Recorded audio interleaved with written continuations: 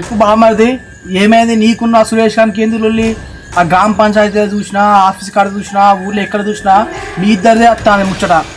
బావా వాడు నా చిన్నమ్మ కొడుకు వాటి వాడు బతికిపోతాడు, ఇంకోడు అయితే వాడు నా చేతిలో చచ్చేటోడు వాడు. అంటే సంప ఏం చేస్తావు? పోయి జైల్లో కూర్చుంటావా? ఇలా రాజుల కాడ అనుకుంటావా ఏంది? బావా వాడేమో మొన్న రామకాంతం లొల్లి పెట్టుకున్నాడు, నిన్ననేమో నా ఒడ్లు ఎక్కుతాడు.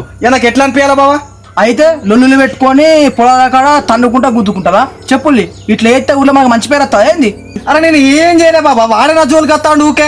నిన్న నాకు అట్లే వస్తా ఇవి రాగానే చేయంతా దెబ్బ తాకింది, మనకు ఒకటే రక్తం. ఏంది రామగాంధీ దెబ్బ తాకిందా? వానికి ఎందుకు తాకింది? కిందోటి ఎక్కుతాడా బాబా మనిషి అన్నాడు, వాడు కిందోటి ఎక్కుతాడ రాంగాడు వేసుకుంటా పోయాడు. నేను గప్పుడే పోయినా పోయి చూస్తారే వాడు ఒడ్డు ఎక్కుతాడు.